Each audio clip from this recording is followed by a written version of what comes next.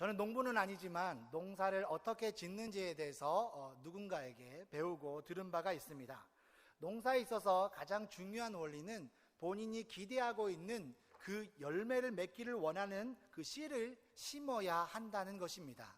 쌀을 수확하기 위해서는 모를 심어야 되고, 과일을 수확하기 위해서는 자기가 수확하고 싶은 과일 나무를 심고 잘 관리하는 것이 원리라고 하겠습니다.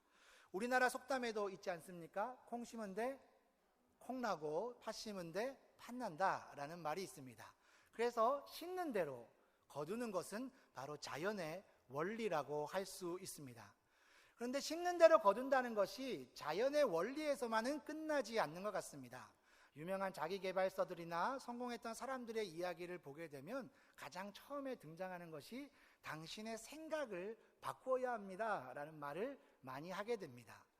미래와 내일을 준비하기 위해서 지금 무엇을 심느냐, 무엇을 노력하느냐, 준비하느냐가 그 사람의 인생을 결정한다 라고 할 때에 심는 대로 거둔다는 것은 자연뿐만 아니라 사람에게도 적용되는 원리라 하겠습니다. 그런데요, 이 심는 대로 거둔다는 원리가 영적인 세계에서도 적용이 됩니다.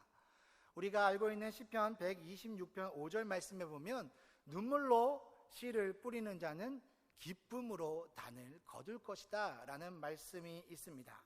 우리의 마음과 생각에 무엇을 심느냐, 어떤 믿음의 모습을 심느냐가 우리의 삶에서 믿음의 생활로 나타나게 된다라는 것이죠. 그래서일까요?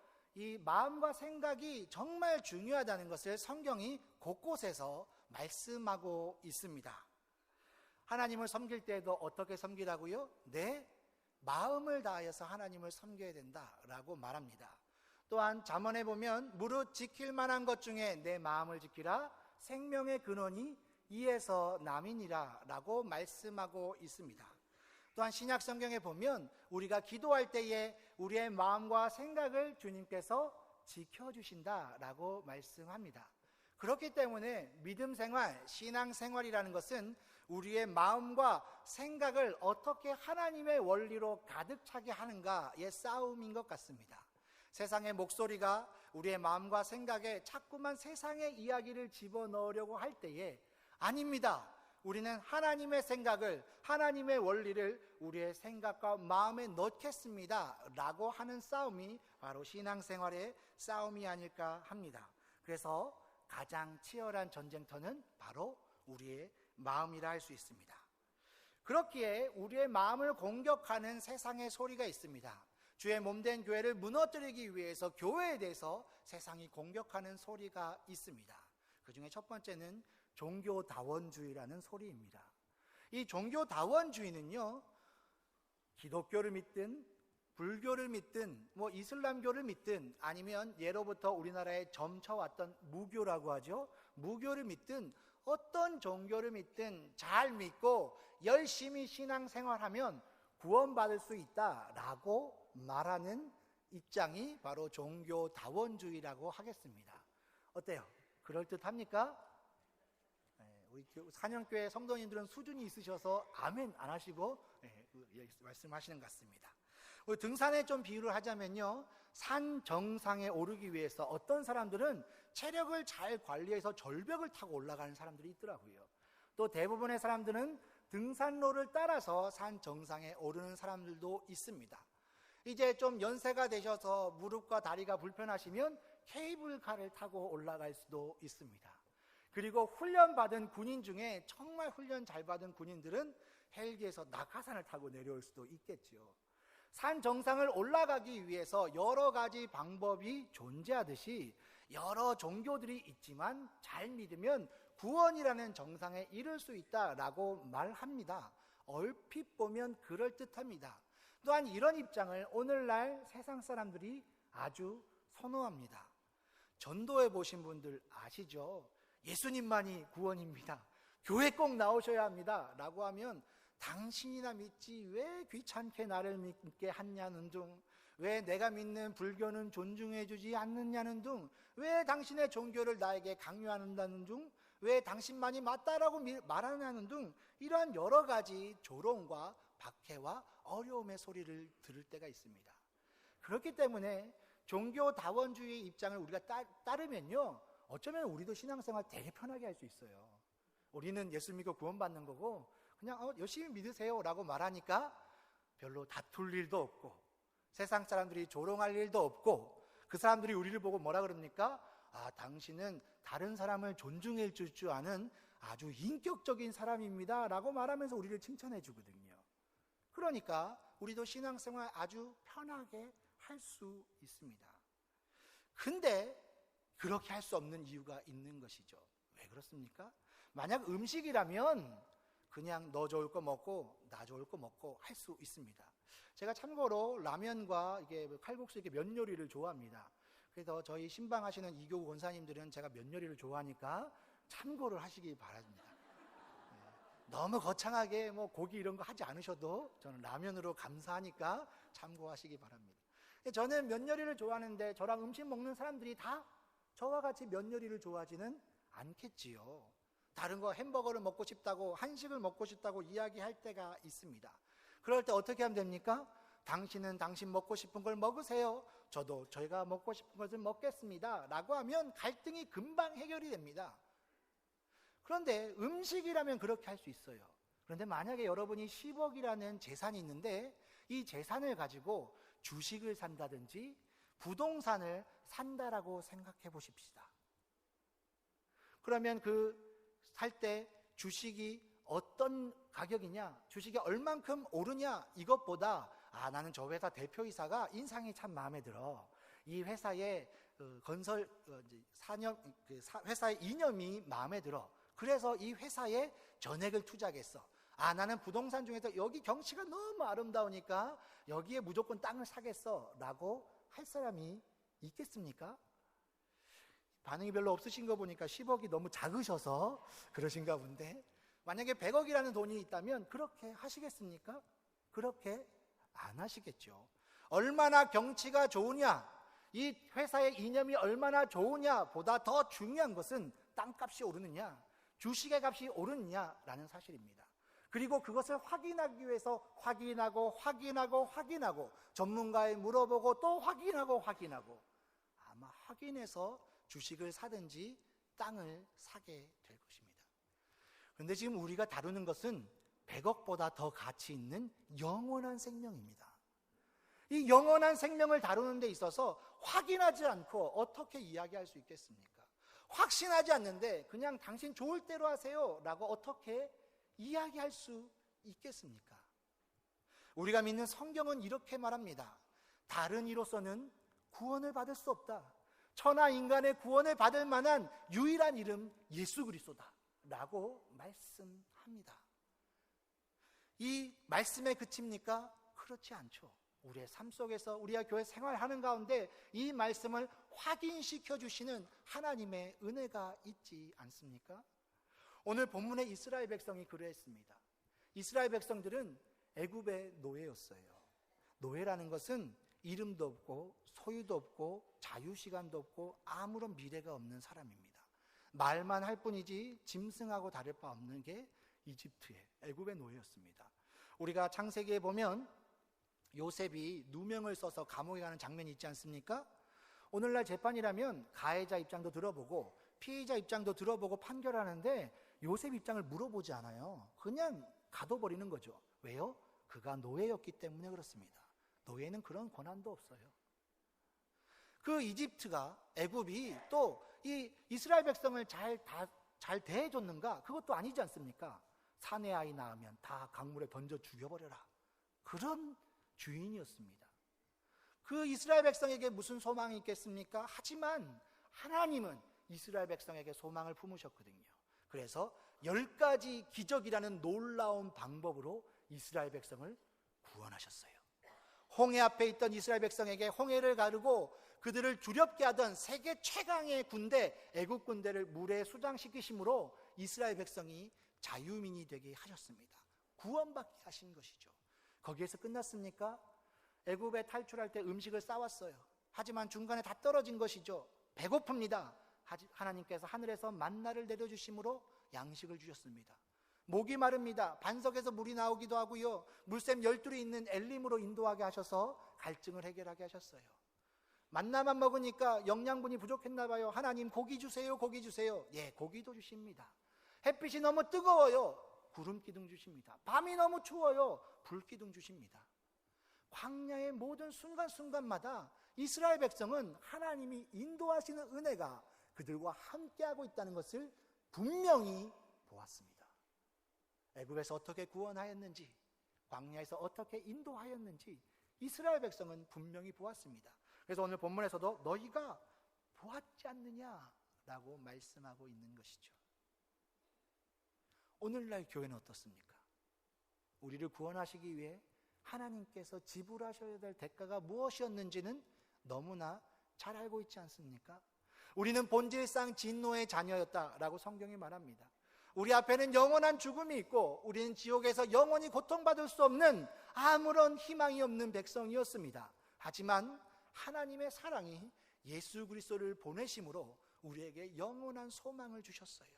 이 땅에서 하나님의 은혜로 살아가다가 모든 수고를 마치면 우리는 주님께서 약속하신 영원한 생명을 누리는 구원받음의 은혜가 이스라엘 백성처럼 우리에게 있지 않습니까? 10가지 기적을 눈으로 안 보셔서 섭섭하십니까? 그 10가지 기적보다 더 놀라운 하나님이 죽으시는 은혜가, 하나님이 피 흘리시는 은혜가 바로 오늘 교회에 있지 않습니까? 이 구원받음의 은혜가 우리에게 있는데 예수님만이 구원이십니다. 이것을 어찌 확신하지 않을 수 있겠습니까? 여기에서 끝납니까? 이스라엘 백성이 하나님의 인도하심의 은혜를 받았던 것처럼 우리도 하나님의 인도하심의 은혜를 받고 있습니다. 오늘 주의 몸된 성전에 오시기까지 물론 모든 분들이 다 형통하고 평안하고 기쁘시게 오시지는 않으셨겠죠. 내가 비록 육신의 연약함이 있지만, 연약함 때문에 성전에 올 수 없지만 그럼에도 하나님이 발목에 힘을 주시고 무릎에 힘을 주셔서 주님 전에 나와 예배하게 하신 것은 인도하심의 은혜가 아닙니까? 우리 마음에 말할 수 없는 고통과 낙심이 있지만 세상 사람들과 같이 주저앉고 낙심하고 눈물 흘리기보다 그래, 이 문제 하나님께 기도해야지 라고 이 자리에 나오셨다면 그건 역시 하나님의 인도하심의 은혜가 아니겠습니까? 오늘 우리는 우리를 여기까지 인도하신 하나님의 은혜를 경험하고 있습니다.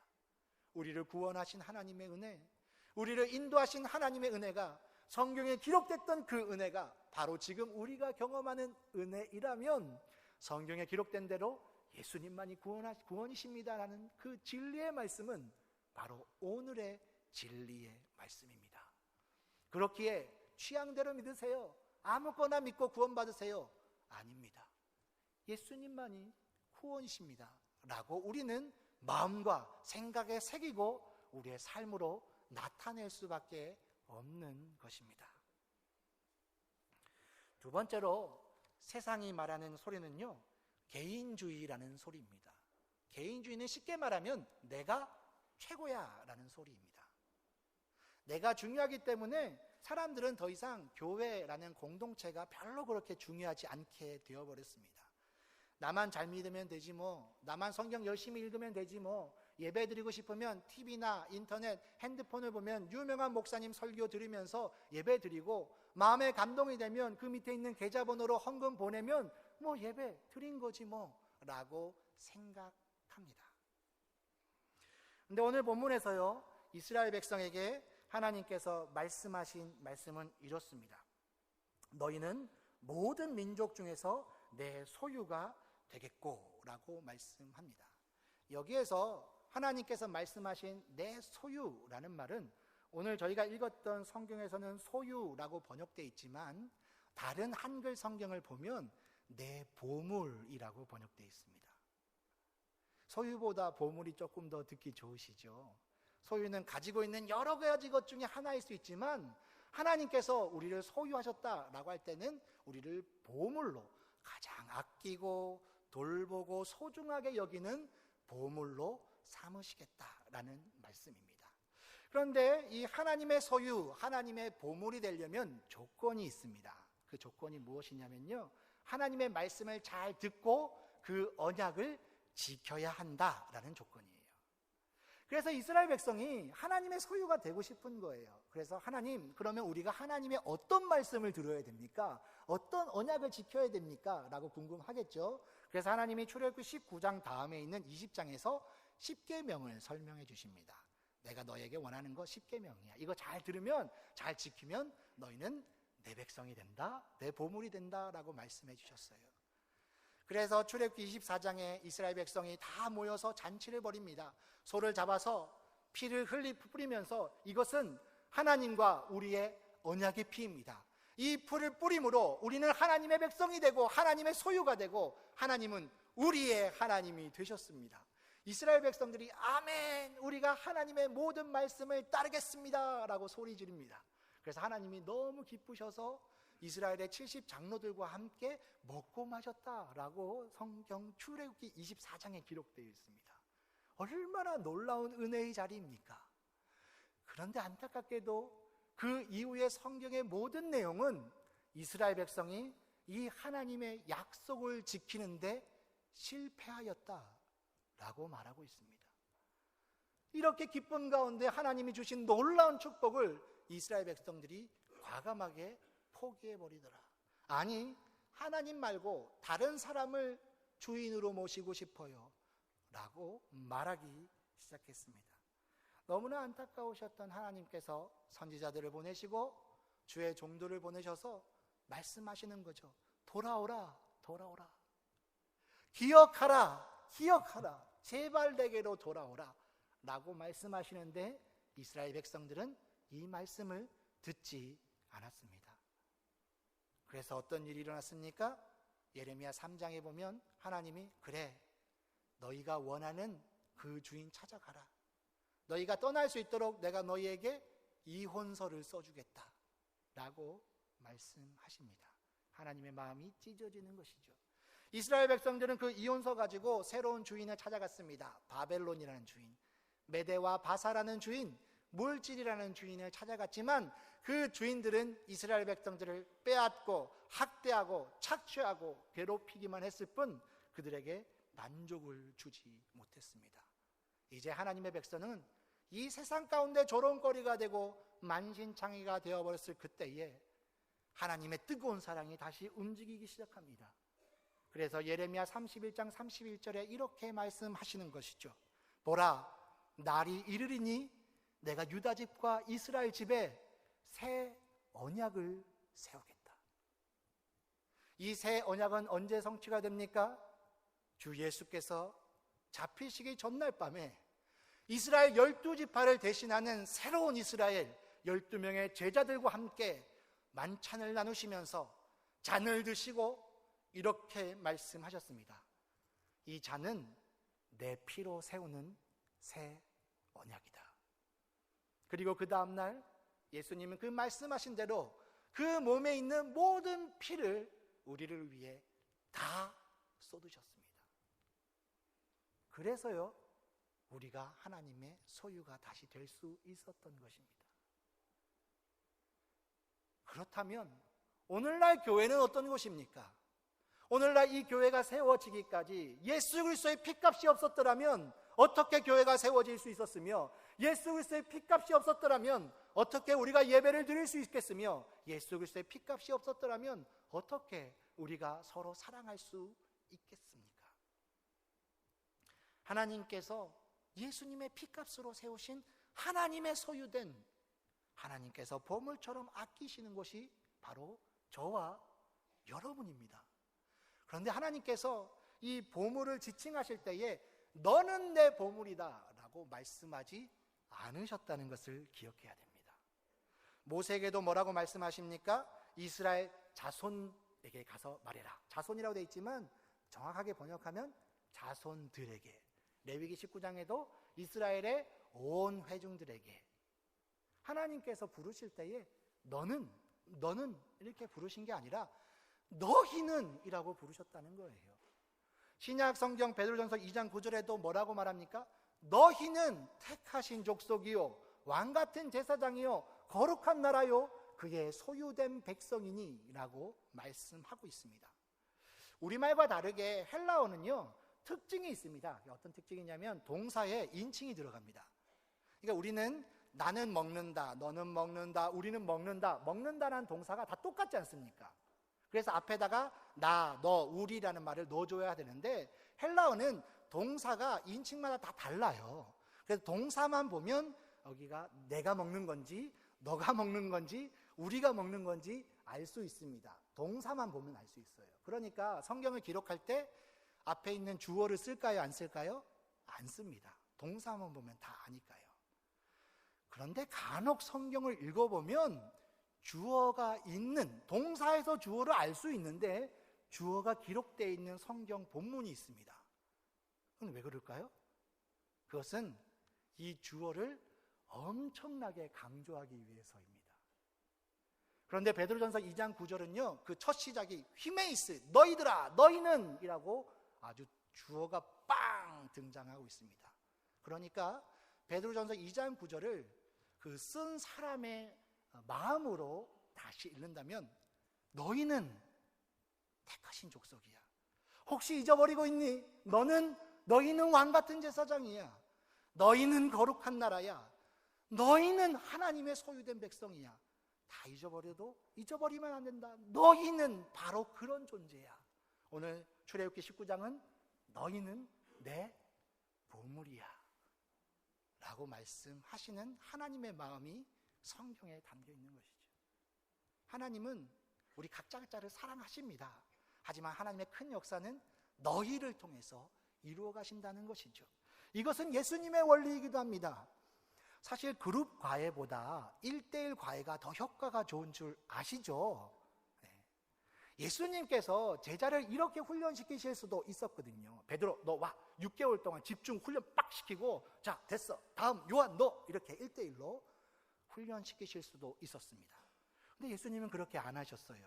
12명의 제자를 부르시고 이 12명을 3명씩 4급으로 나누셔서 함께 배우고 함께 싸우고 또 다투기도 하고 쉬기도 하고 서로 다른 일들을 하게 하면서 훈련시키셨습니다. 무엇을 말합니까? 혼자서는 안 되는 게 있다는 거예요. 하나님의 원리는 혼자만의 신앙으로는 절대로 될 수 없다는 것을 말씀해 줍니다. 오늘날 세상이 주의 몸된 교회를 무너뜨리기 위해서 얼마나 독이 바짝 올라서 공격을 합니까? 얘들이 머리가 보통이 아니니까 우리를 유혹하기 위해서 갖은 방법을 다 쓰지 않습니까? 혼자 잘 믿으면 된다. 하지만 성경은 아닙니다. 모여야 잘 믿을 수 있다라고 말씀합니다. 따라서 우리는 너희를 보물로 삼으신 그 하나님의 음성을 마음과 생각에 생기고 우리의 삶을 통해 나타내야 합니다. 세 번째로 세상이 들려주는 목소리는요, 너를 보니까 정매미가 떨어져서 예수 못 믿겠다라는 말입니다. 제가 죄송하지만 저희 가정 얘기를 좀 드리겠습니다. 저에게 집안에 큰아버지가 계세요. 예수를 아직 안 믿으시고 교회를 안 다니십니다. 근데 큰아버지가 양봉을 하시는데요, 이제 아무래도 큰아버지랑 만날 수 있는 기회가 그렇게 많지가 않아요. 저는 이제 명절과 주말에 좀 바쁜 이제 사람 중에 한 명이고, 또 큰아버지는 저기 이제 세계 전국 곳곳을 다니시면서 양봉을 하시기 때문에 만날 기회가 별로 없는데, 작년에 휴가 때 어떻게 일정이 맞아서 이제 벌초하러 갔다가 큰아버지랑 함께 좀 시간을 보내게 되었습니다. 그래서 제가 뭘 했겠습니까? 큰아버지 교회 다니셔야죠. 이제 저희 집에 큰 어른이시고 제 마음속으로는 이제 언제 돌아가실지 모르는데 교회 다니셔야죠. 예수 믿으셔야죠. 조카가 사위인데 교회 다니셔야죠 라고 이야기를 했습니다. 그랬더니 저희 큰아버지가 들은 채 만취 하시는 거예요. 그러면 어떻게 합니까? 계속 얘기하는 거죠. 그래서 계속 얘기했더니 나중에 좀 심기가 불편하셨던지 저를 이렇게 부르시더라고요. 그러면서 이런 얘기를 하셨습니다.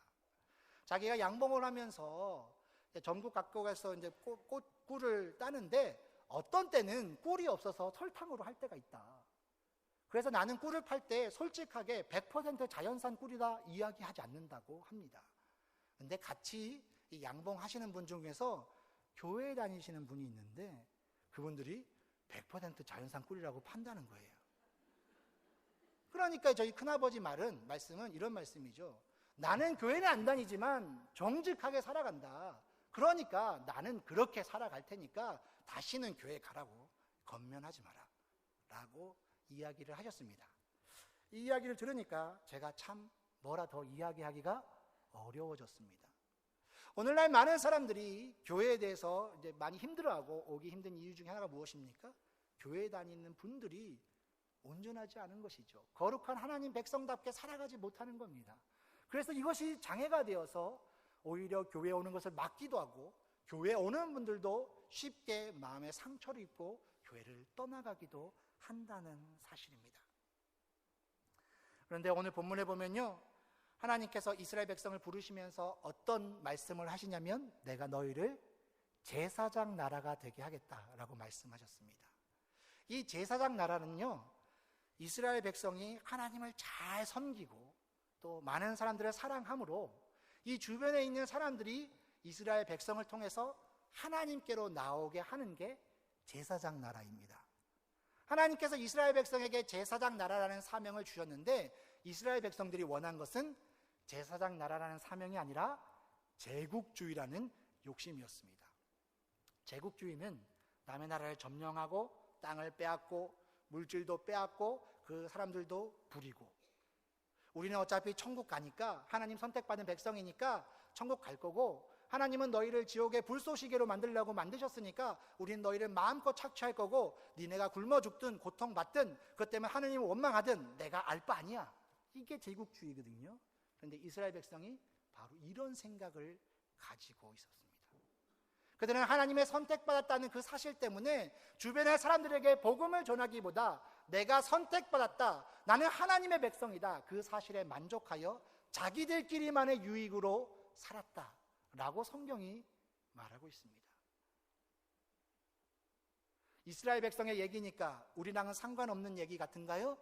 베드로전서 2장 9절 말씀에 너희는 왕같은 제사장이다 라고 말씀하셨습니다.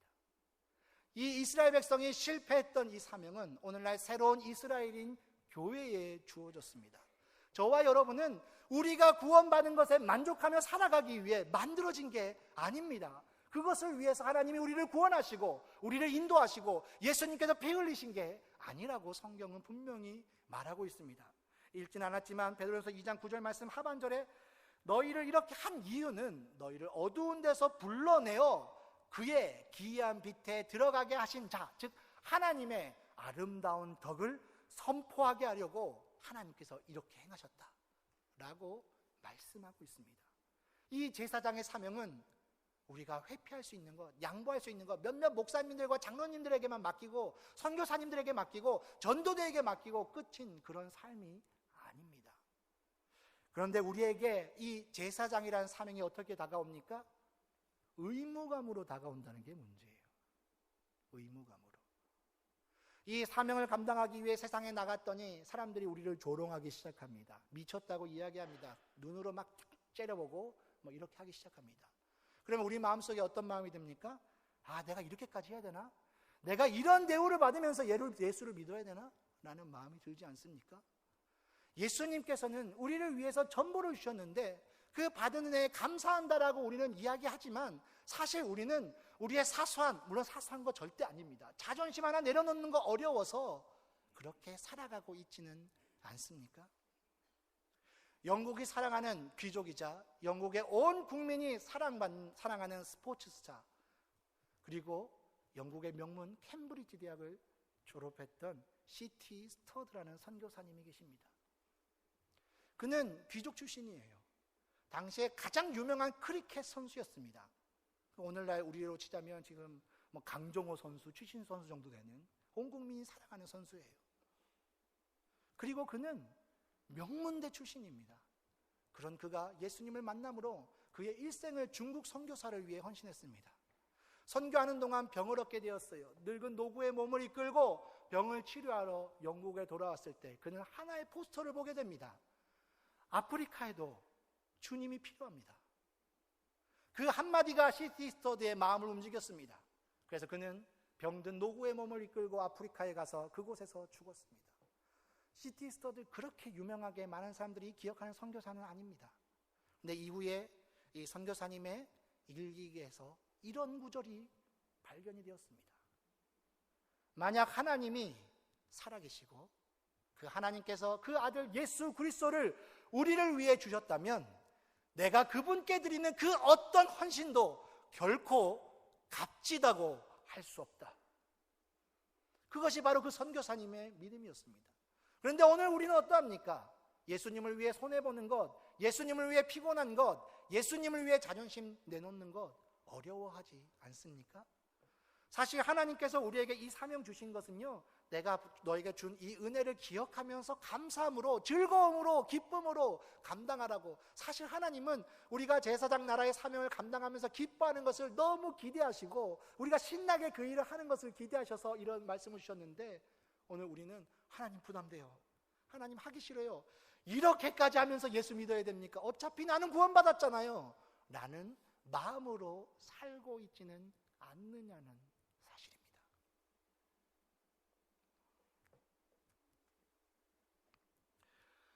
우리가 한때 전도하기 위해서 이슬비 전도 카드, 전도 편지를 많이 사용하셨을 것입니다. 그래서 이슬비 전도협회에서 이 전도 편지와 카드를 통해서 많은 사람들에게 복음을 전했는데요, 복음을 전하다가 이분들이 새로운 전도를 시작했습니다. 그게 303 비전 꿈나무라는 전도 방법입니다. 이름을 간단하게 소개를 드리자면 30년 터울로 한 세대가 바뀌지 않습니까? 30년 터울로 세 세대, 그러니까 할아버지, 그 다음에 아버지, 이제 아들, 손자, 이렇게 세 세대를 믿음으로 잘 유산이 이어지도록 전도하자라는 게 바로 이 303 비전 꿈나무라는 프로젝트, 전도 방법입니다. 근데 이 전도를 하기 위해서는 부모님이 꼭 지켜야 될 10계명이 있거든요. 부모 10계명. 그런데 그 부모 10계명의 가장 마지막 10번째 구절이 이렇게 되어 있습니다. 주 안에서 기쁘게 손해보고 주 안에서 즐겁게 바보 되자. 손해보는 것, 바보 되는 것 누가 원하겠습니까? 그러나 주 안에서라면, 제사장의 사명을 감당하기 위해서라면, 나를 위해 생명 주신 예수 그리스도의 사랑이라면 내가 그것을 하겠습니다. 그것이 바로 하나님께서 오늘 우리에게 원하시는 삶의 모습은 아닐까요? 오늘 세상 사람들은 우리의 생각을 바꾸려고 여러 가지 이야기를 집어넣고 유혹하고 타협하게 합니다. 그러나 우리는 하나님의 원리를 분명하게 기억합시다. 우리를 향하신 구원의 은혜, 인도하심의 은혜에 기억하며 감사합시다. 우리를 소유 삼아주신, 특별한 보물로 삼아주신 하나님의 은혜에 감사하면서 우리 주인이신 하나님께 순종합시다. 우리를 어두운 데에서 불러내어 그의 기이한 빛에 들어가게 하신 그 하나님의 덕을 널리 널리 선포하기 위해서 기꺼이 손해보는 것을 두려워하지 않고 나아가는 주의 백성이 됩시다. 이런 세 가지의 은혜가 우리 하나님이 너무 사랑하시는 한영교회 성도 여러분의 삶이 되시기를 주님의 이름으로 축원합니다. 기도하시겠습니다.